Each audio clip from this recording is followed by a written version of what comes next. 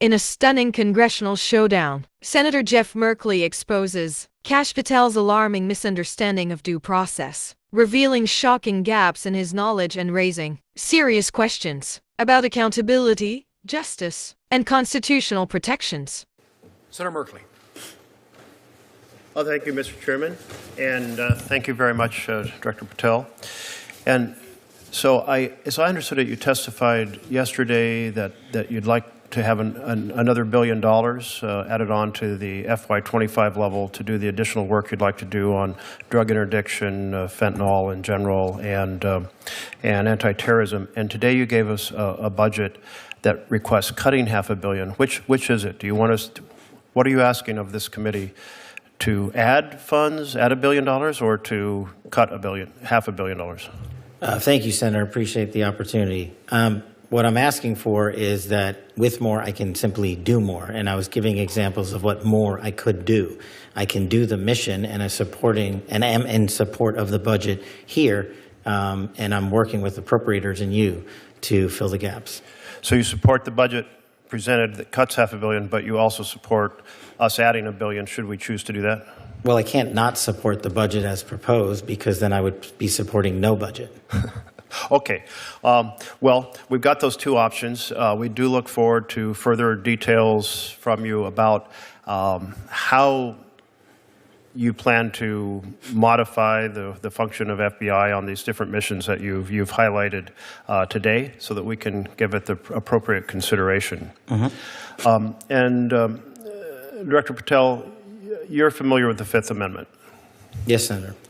And it is really the freedom clause of the United States. It was 4 years into being a nation when Congress and the states said, hey, we have to make sure that there's not an over-aggressive government in the future that deprives us of life, liberty, or property without due process of law.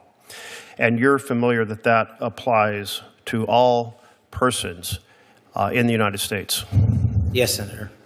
So there's been a lot of concern about the several hundred immigrants who were swept off the streets of America and sent to El Salvador without due process. And does that concern you?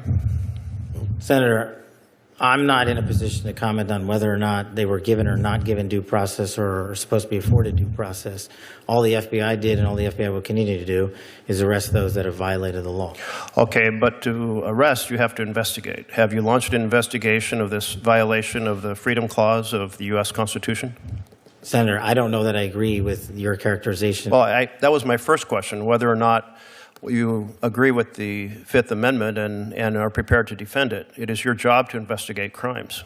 Yes, I agree with the Fifth Amendment. I agree with the entire Constitution, and the men and women at the FBI decide. So are you going to launch an investigation of the reported violation of the due process of several hundred individuals?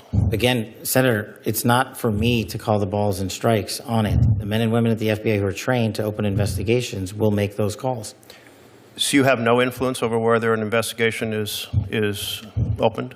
I have influence over it, but you're asking me a constitutional question. I'm not a constitutional scholar. Well, it's actually not it's a question also of law. But your position is that every one of those individuals is by constitutional right afforded due process. I don't know the answer to that. I'm telling you. You haven't read the Constitution? It says all persons. I've got it right here, but what you're saying is that every single one of the illegals that was sent down to El Salvador is supposed to be given due process pursuant. Yeah, that's what the Constitution says. It says doesn't no person. say that.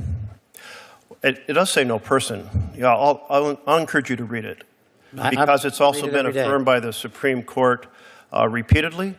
On the case of Miranda versus Arizona, held the right of all individuals, regardless of citizenship status, the Supreme Court in Reno versus Flores. I mean, but it's the plain language of the Constitution.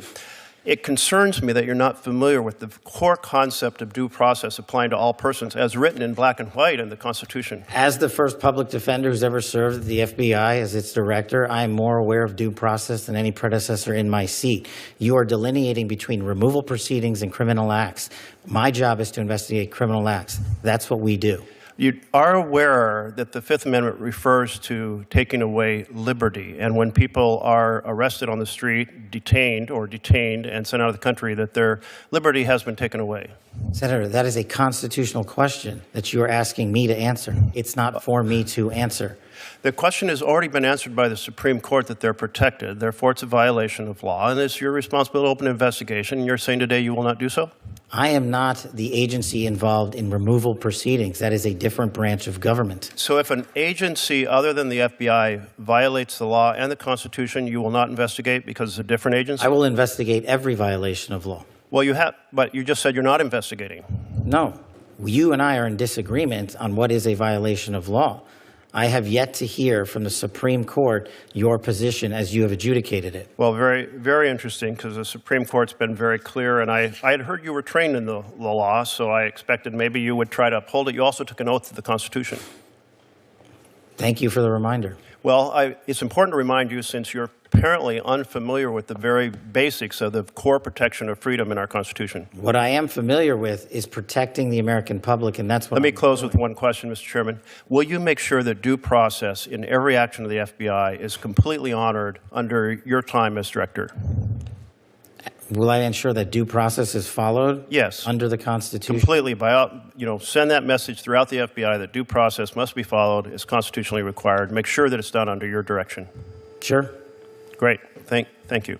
In one of the most revealing and shocking congressional exchanges in recent memory, Senator Jeff Merkley confronted Kash Patel with a series of pointed questions that exposed a stunning lack of understanding about one of the core principles of American democracy: due process. The hearing, which was supposed to be a routine review of Patel's statements and past actions, quickly turned into a moment that left the entire room stunned and raised serious questions about Patel's grasp of constitutional protections, civil liberties, and the limits of governmental power. From the very start, Senator Merkley's tone signaled he was prepared. He had documents, timelines, statements, and receipts, but more importantly, he had a plan. He began by asking Patel simple, foundational questions about the process: what it means, why it exists, and how government officials must apply it. These weren't trick questions. They were the kind of questions any public servant should be able to answer immediately. But Patel couldn't. As Merkley pressed forward, it became clear that Patel's explanations were vague, incomplete,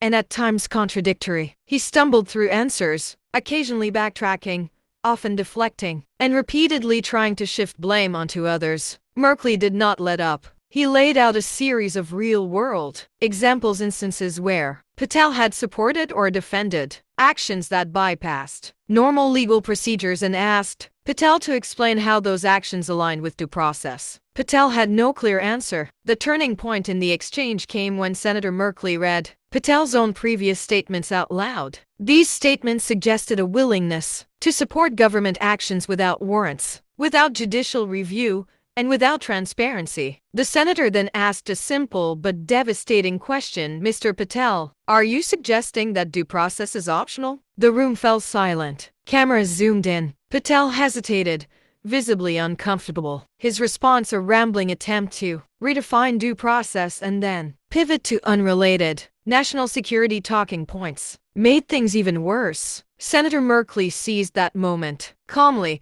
but forcefully, he explained to Patel and to the American people that due process is not a suggestion. It is not a political opinion. It is not something that changes depending on who is in power. It is a constitutional guarantee that protects citizens from government overreach, wrongful prosecution, unlawful detention, and abuse of authority. Merkley emphasized that every official, regardless of party, must understand and respect these protections, because without them, the system collapses into authoritarianism. At this point, Patel attempted to regain control, insisting that his comments had been misinterpreted, but Merkley had quotes, dates, and documents ready to go. He showed that Patel had made similar statements multiple times, not just once. He He presented testimony from legal experts, reporting from oversight bodies, and internal communications that reinforced the same point. Patel either did not understand due process or repeatedly dismissed it when it conflicted with his goals. The senator closed with a powerful point. He reminded Patel that due process is not just a legal philosophy, it is a safeguard that protects everyday Americans. It protects the innocent. It prevents the government from targeting political opponents. It ensures transparency and fairness. It protects rights against misuse of power. And for any public official to misunderstand or minimize it is deeply alarming. The exchange between Senator Merkley and Kash Patel is now being shared across social media, legal circles, and news outlets because it raises larger questions about accountability, qualifications, and the responsibilities of those who hold or seek positions of power. It underscores how fragile democratic norms can be when individuals in government are either uninformed